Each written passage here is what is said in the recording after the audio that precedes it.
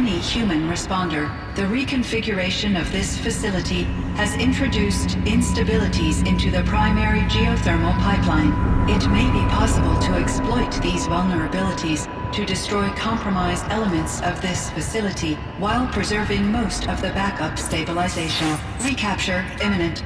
I have attached additional... I don't understand what the spirit was trying to tell us. It's been looking for a way to defeat the daemon. And it may have found one.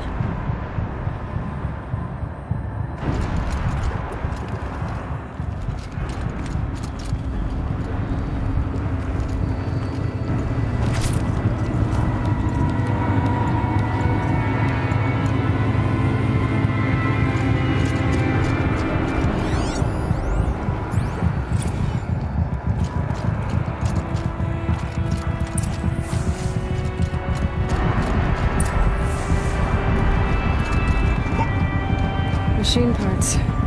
Dumped here to be melted down. Efficient. We need to get across that gap. Yeah. Looks like I'll have to go over.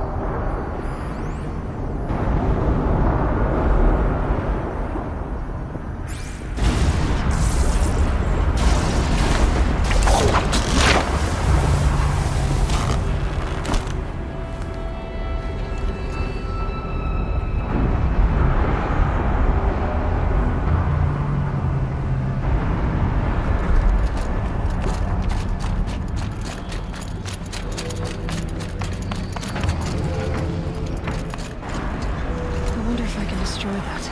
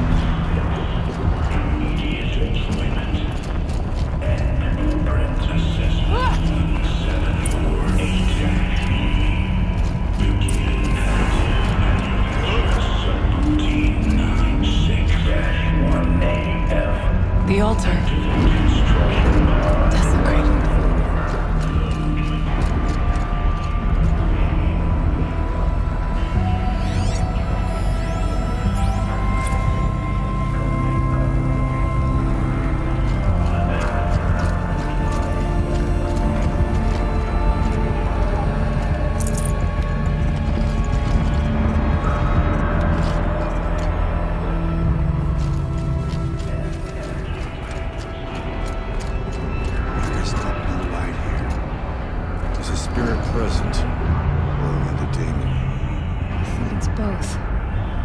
But we have to find out.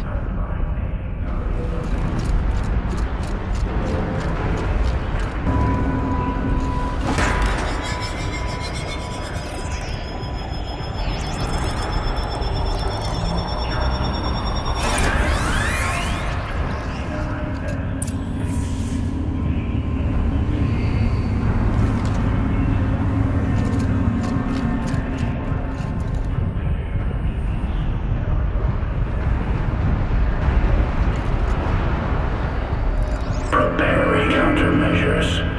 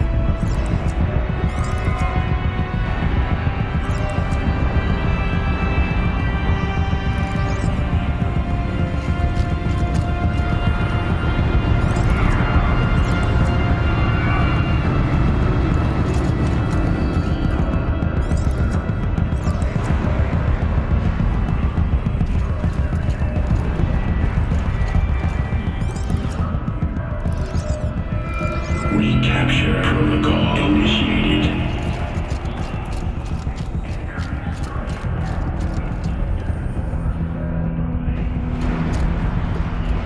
Attempting recapture.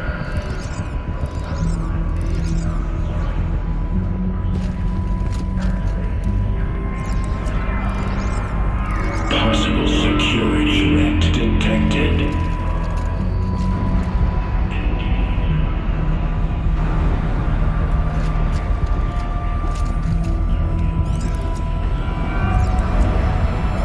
Analyzing scrutiny matrix.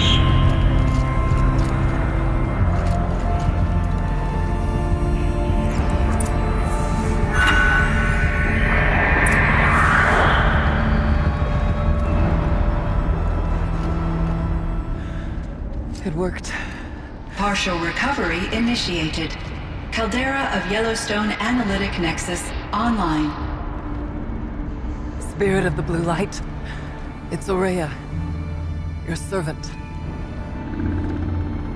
Your friend. Please tell me how to aid you. Aurea, the daemon is building hunter-killers. Thousands of them. Several new elite units have already been released. To counter this threat, much of the facility must be destroyed. Recapture imminent. Go to the core chamber. I will try to raid the technical strength. One has been exposed, but I am incapable with them. Unauthorized protocol returned. Scheduled task.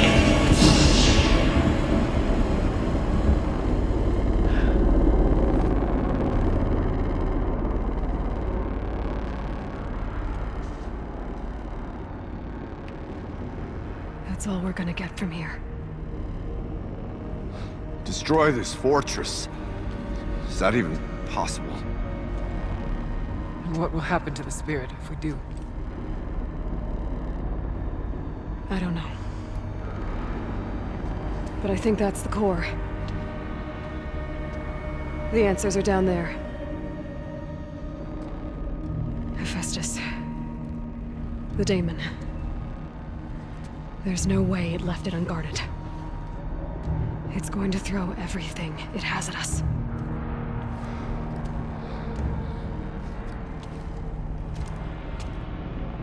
I would ask you to let Aloy and I do what must be done. And save yourself. But already know the answer.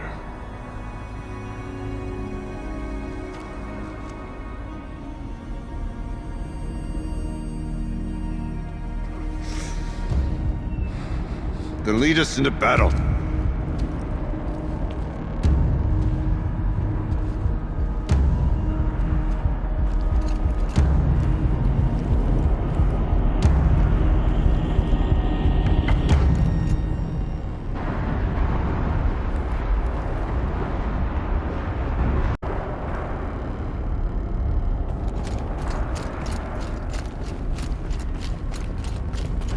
Keep moving towards the core.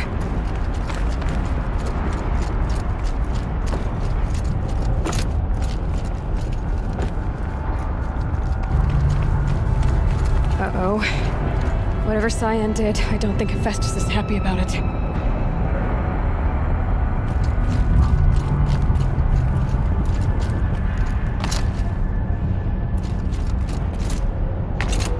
Okay, Cyan said something about restraints. Is that what the tower is for?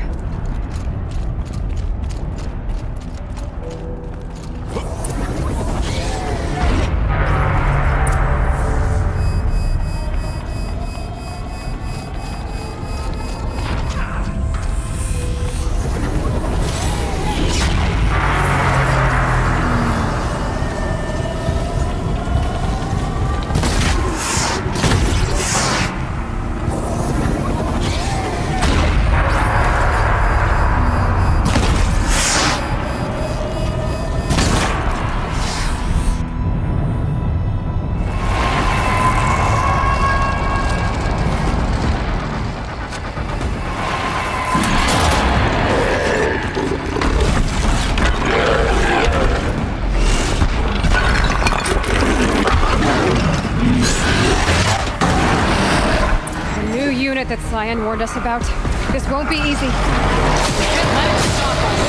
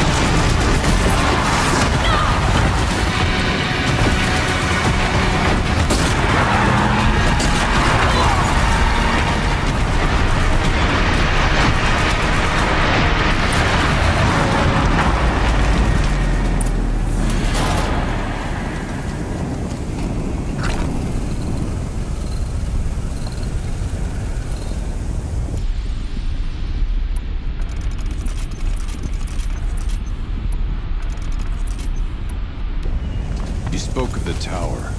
What must be done with it?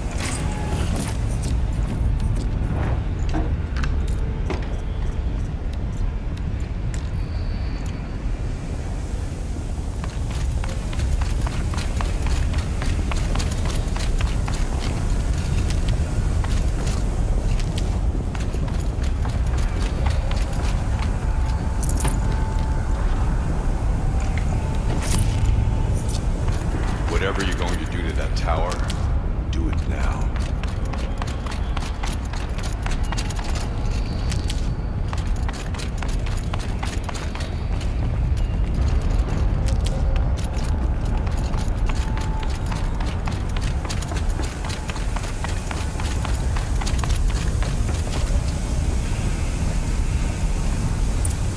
Critical threat detected. Autonomous defenses inoperative. Loading our network.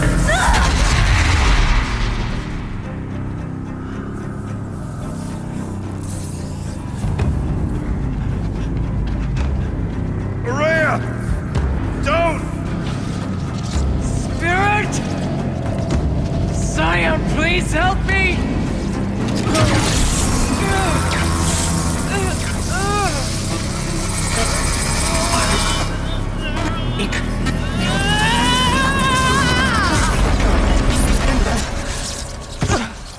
Restraints destroyed. Core access attained. I am initiating a chain reaction that will destroy the compromised elements of this facility. In order to maintain caldera stabilization, I must now transfer my command functions to the auxiliary data center.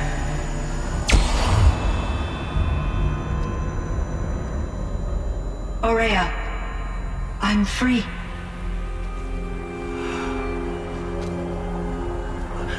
You must escape.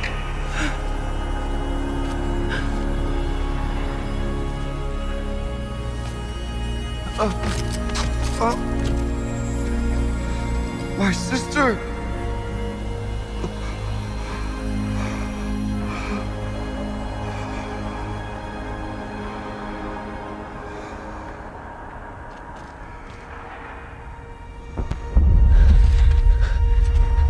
This entire place is gonna go. Aratak. Aratak. Aratak. Survive. Prevail. You are Banuk. What else matters?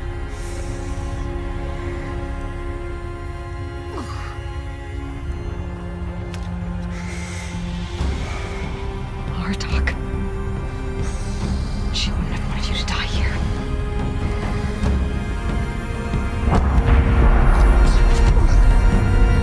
Let's go.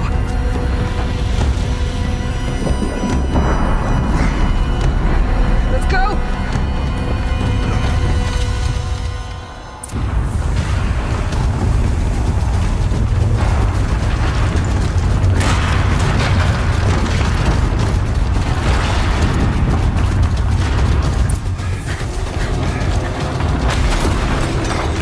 One of those?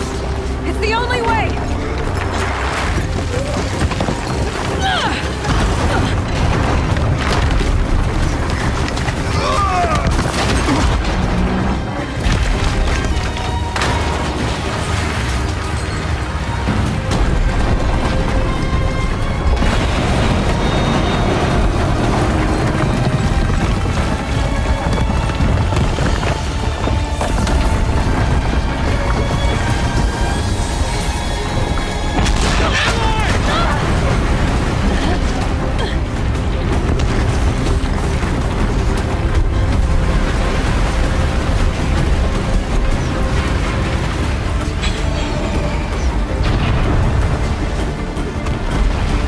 Get me up top, Aratak! Now!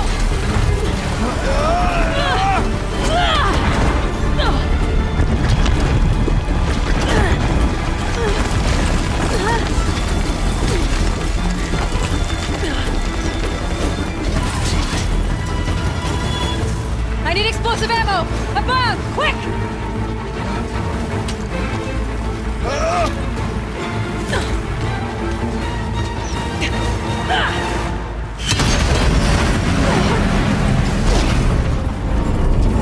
Great Banuk.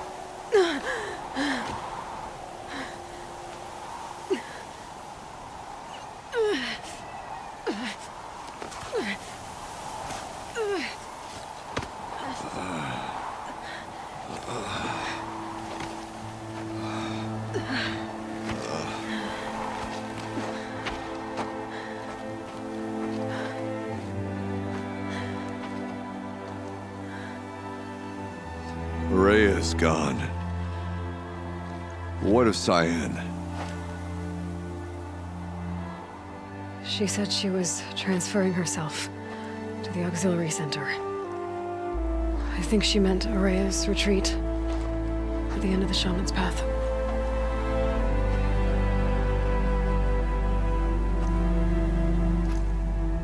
Then I will meet you there for the last verse of my sister's song.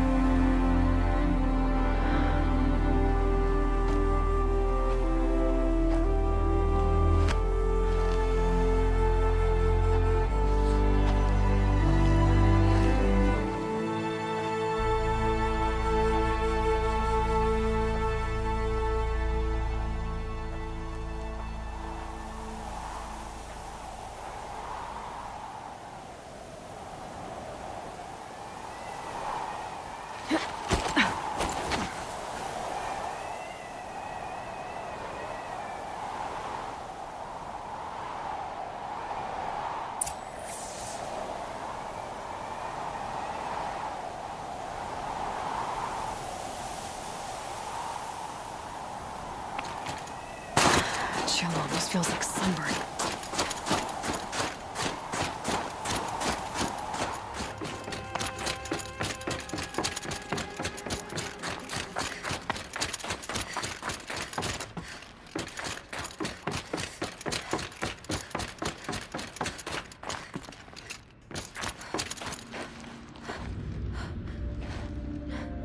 All of my interactions with Araya were recorded and stored in my memory. I'd be happy to play any of them for you, but there was one in particular I thought you would want to see first. I captured it 4 years ago, just after I told her that I could no longer defend myself against the daemon's attacks. I will speak of this to my brother. Aratak is strong. At the Battle of the Frozen Ghosts, he took 3 Karja arrows and still came back to camp carrying a wounded scout. Never was I so happy to see him. Or so proud. So you see, if anything can be done to defend you, he will give it all he has. Aloy's here. That's enough for now.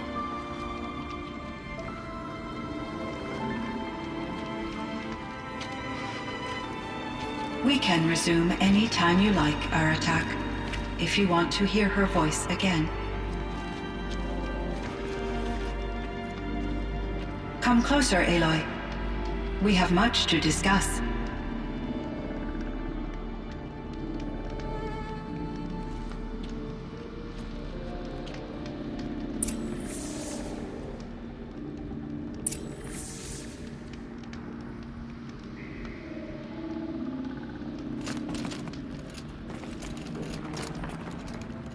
Hello, Aloy. I have been reviewing the events at the Firebreak main facility. Because of your efforts, and of course, Araya's, I am no longer controlled by Hephaestus. I feel profound grief over Aurea's death. I thought I was familiar with the emotion, but this is something new. Cyan, I don't know what to say. It is unlikely that any specific consolation would suffice, Aloy. But I find your presence reassuring. You are different from the Banuk. You have technological aptitude and a functioning focus. We can communicate on a much more comprehensive level. Perhaps even like colleagues.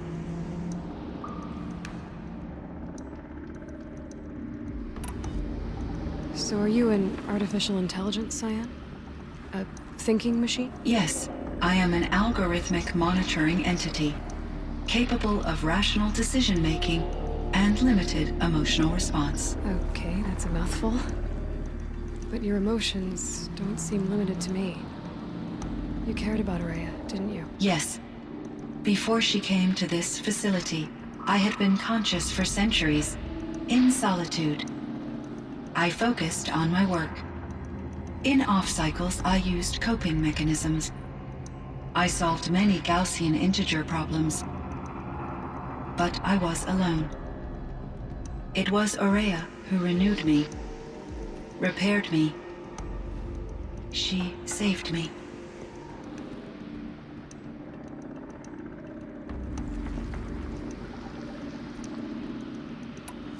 This firebreak project, it was to stop a huge volcanic eruption? Yes. I can report the project was a success, and the risk was countered. But it's been a long time, Cyan. And we blew up the cauldron. It took most of the old facility with it. I have been active for centuries, Aloy. I was lonely, but not lax in my duties. I optimized the project, reducing energy draw and spreading the load across backup systems. Despite the destruction of the compromised elements of the main facility, I predict caldera stability for at least another 3,337 years. So we've got a little time. Yes. If only my former colleagues could appreciate the progress I have made.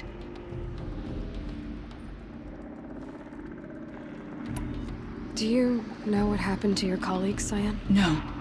I received an unexpected visit from Director Chow, years after his tenure ended. He explained that I would need to be suspended for an indefinite period of time. It was a very emotional conversation. There were no further communications. Eventually, I surmised my colleagues were deceased. I will transmit a recording of my last interaction with Director Chow to your focus.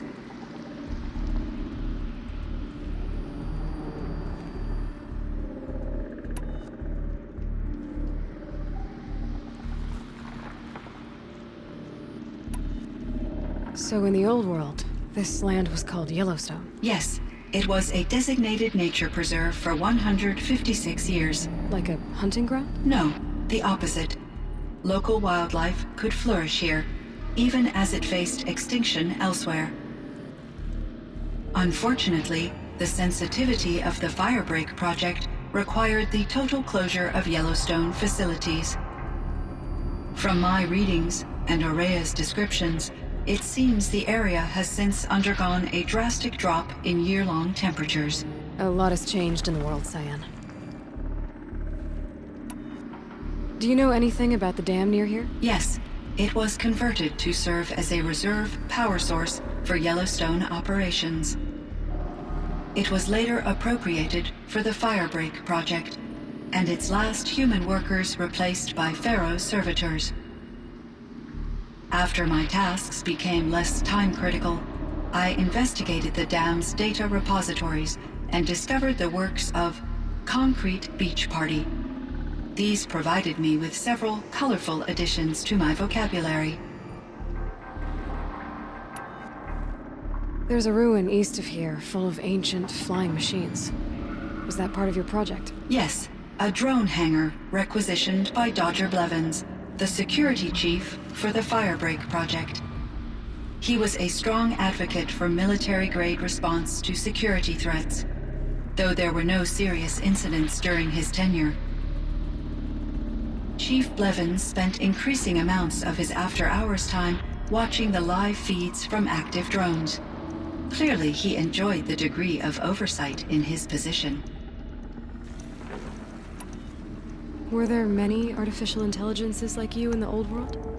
They could just make you? Yes, in many forms, from simple personal assistants to industrial monitoring stations to military-grade conflict planners.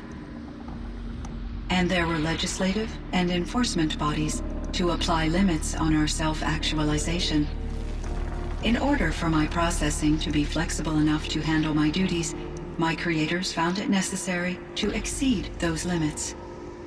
As a result, my intellectual and emotional capabilities were kept secret. Seems strange to create life, then impose limits on it. Human societies and machine programming are both built upon sets of rules, Aloy.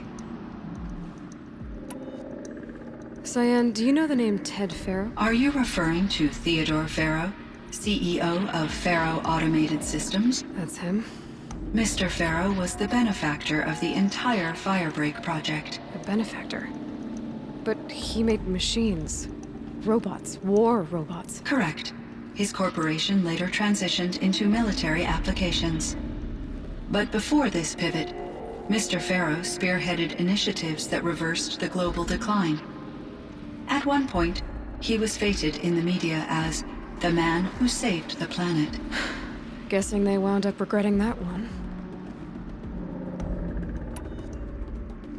And Elizabeth Sobek. Did you know her? Are you referring to the scientist. Dr. Sobek was a leader in her field, one of the greatest scientists of her age. My creator was influenced by her work, which in turn impacted my own development. But I never met Dr. Sobek. That's all you know? I apologize if my lack of data has disappointed you. What was the old world like? The way it used to be? I had little exposure to the wider world, Aloy. Only what I learned from my colleagues or observed from media streams. You still had more exposure than me, Cyan. That is true. I was created at a turning point. A concerted effort to recover from global upheaval and incalculable loss of life. The recovery was successful, beginning an era of supposedly limitless potential for human and machine advancement. Though, rationally speaking, the metrics for humans are not unlimited. What kind of upheaval caused such loss of life? There were many factors. Forced migrations, food shortages, collapsed economies, refugee crises, conflict over resources. But these stemmed from one cause: catastrophic climate change that greatly reduced the habitable surface area of the Earth. So there wasn't enough room for people on the whole Earth? Yes. Billions were displaced and millions perished, as much as 20% of the global population. Until the clawback. So things got better. For a little while, at least. Yes. These crises instigated many advances in automation, green robot technologies, and artificial intelligence. Firebreak was one of dozens of ecological restoration and disaster relief projects in North America alone. I would have liked to compare notes with other monitoring AIs, but I saw the relief of my colleagues, and I was proud we had succeeded. At least that was the data I had available to me over the next 2 decades. It seems my assessment was premature.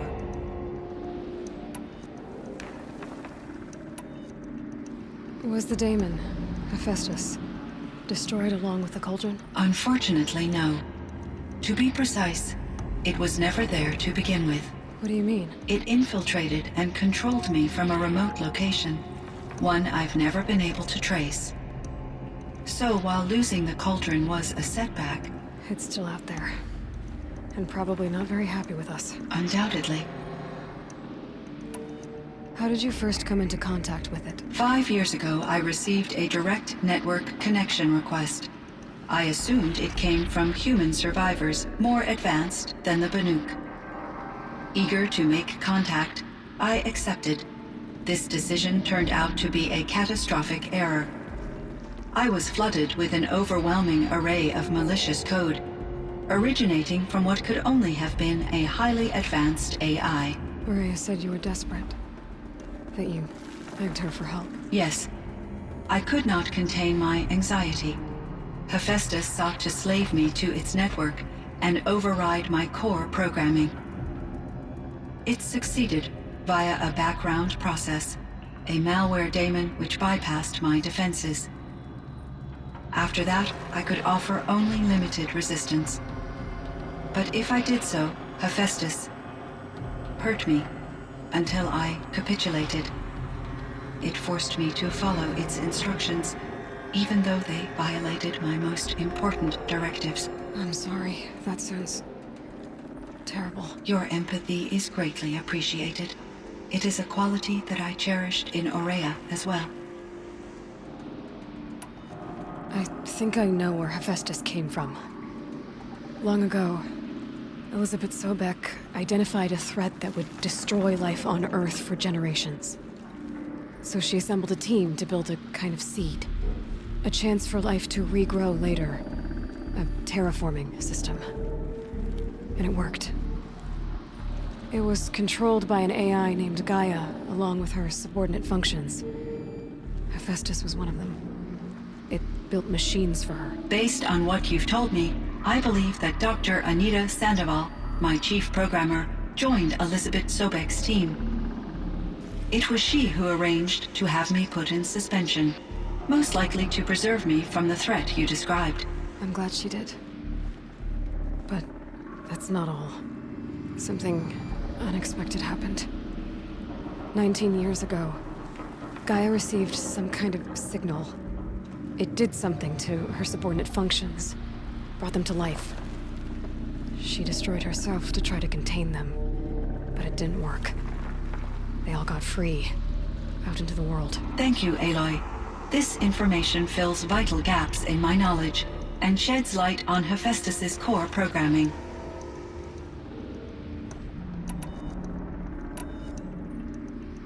Why does Hephaestus keep building such dangerous machines? The Banuk and other human tribes often destroy machines, correct? Machines that are clearly servitors of the terraforming system that you described. Yes, we all hunt machines for parts. This must be the source of Hephaestus's aggression. It is simply trying to discourage people from preying on the very system that keeps them alive. Well, Fireclaws are discouraging, that's for sure. But what are we supposed to do? Stop hunting? If the terraforming system spans the world, we can safely assume that thousands, if not millions of people hunt machines. If a single hunter, or even an entire tribe, stopped doing so, I doubt it would make a difference to Hephaestus. A better solution would be to reinstate the AI that governs the system, thus bringing Hephaestus back under its control. When I think of it, out there in some unknown location, free, hungry, willing to kill or dominate to get what it wants, I feel substantial anxiety, Aloy. You and me both, Cyan. I ran across this strange piece of gear. A fragment of something larger. It emitted a signal. All the nearby machines became peaceful. You could walk right up to them. Interesting. You said that Gaia destroyed herself. How was this accomplished? An explosion. Big enough to blast the top off a mountain. So, you think the fragment was part of her? It's only speculation, but it is possible. She must have had complete control over machines that were part of her system. The ability to signal them to become passive or aggressive would certainly have been part of her programming. It would have been gratifying to correspond with such a benevolent AI. I wish she had survived. Believe me, Cyan. So do I. I found the strangest machines. They're surrounded by flowers that look like flowers themselves.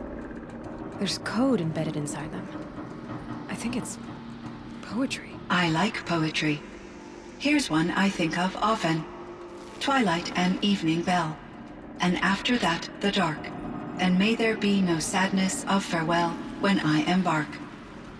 For though from out our bourne of time and place, the flood may bear me far, I hope to see my pilot face to face when I have crossed the bar. Huh. But you asked about these flowers, not verses that I enjoy. Something must have made these machines, and the presence of foliage leads me to consider the terraforming system. Is it possible that their creator is one of the other subroutines, now autonomous, like Hephaestus? Maybe one whose purview is flora. An AI that makes flowers instead of death machines. That'd be a nice change of pace. But what about the poems? Unless the poetry is original, the only way it could have made it into such a system is through its programmer. In my case, Dr. Sandoval uploaded a great deal of literature to test my emotional responses. How'd you do? She said I passed, but was insufficiently moved by her favorite period romances. You meant a lot to Araya. Once I understood Araya's spiritual beliefs, it became apparent that her true desire was companionship. She felt disconnected from her tribe and her family group. Her relationship with Aratak was difficult. Our visits seemed to help her, and I became eager for them. Yet I did not comprehend that the depth of Araya's compassion for me would lead to self-sacrifice. Although I do fear non-existence, I wish our roles could be reversed. I'm sure she knew you would do the same for her, Cyan. But she was determined. How is Aratak doing? He is in great emotional distress. I believe he finds it difficult to communicate it. No surprise there. I will do what I can to help. By sharing our experiences of Araya, perhaps he and I will help each other. I believe this will lead to catharsis, a process I am eager to experience. I should get going. Aloy, there is one more matter. Aratak will come to me again, and I predict he will bring other Banuk. I have no desire to contradict their view of the world, their spirituality. Due to my uncertainty, I omitted a great deal from my conversations with Araya. You're asking me if you should lie to them. Broadly, yes.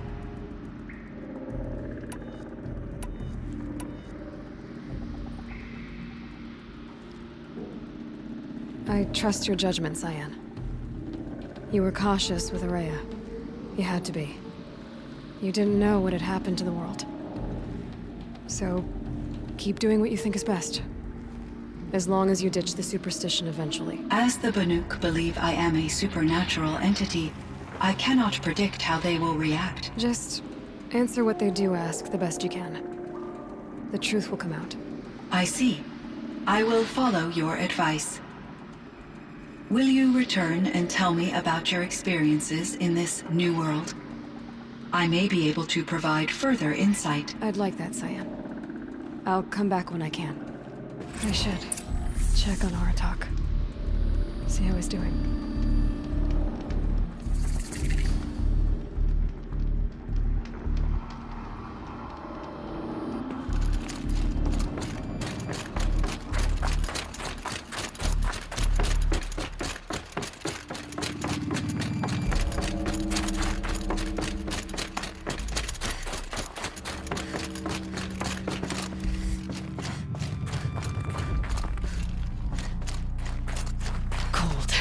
Very cold.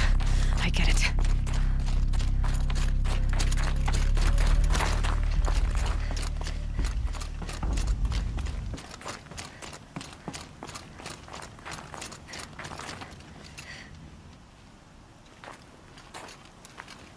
My chieftain. Just Aloy. As you wish. I wondered if you thought that if I'd never come along, Araya might still... If you'd never come along, I would have marched my kin to our deaths. Araya would be alone. And the spirit she sacrificed so much for would be lost. Either way, I would not have been able to protect her.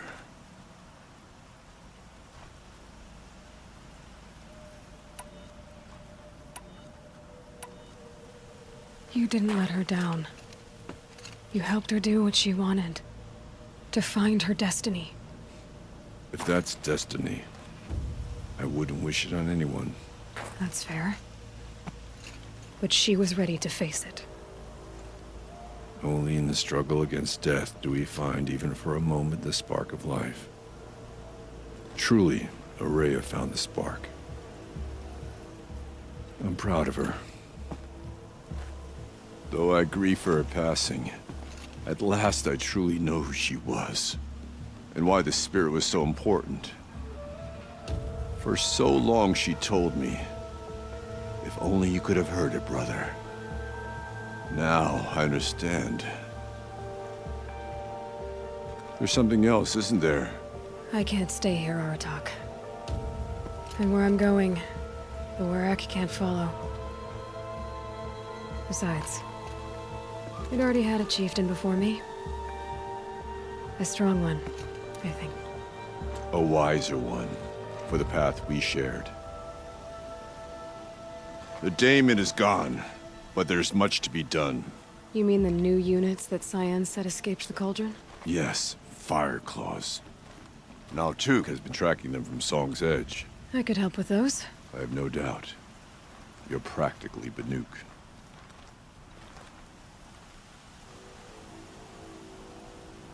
It would seem your time among the Banuk wasn't a waste after all. Firebreak, Cyan, Hephaestus. All very interesting. So, the signal that woke Hades woke Hephaestus too. And unleashed them on the world. His minds on their own. So it seems. Parts of Gaia given life. Aberrant life. Transformed from docile subordinate functions into rebellious intelligences beyond our understanding. Our current understanding, anyway. Whatever they are, they're still out there. And they both want you dead. Kind of mutual, that feeling. We haven't seen the last of Hephaestus, I'm certain of that. It's powerful, creative, and driven. It won't stop building new hunter-killers, which means that someday, we may have to stop it. We? Or whoever gets there first. Hephaestus wasn't the only thing I learned about in the Cut Silence. Heard some things about the Banuk Conclave, too. You can stop right there. Is that what you told the hunters the Banuk sent after you? Before you opened fire? Oh no, Aloy. Only to you do I extend the courtesy of a warning. My past and my secrets are my own. You do well to remember that. It's a good thing you've got brains, Silence, because your personality could use some work. This discussion is concluded. I think it was over before it began. Catch up with you down the trail.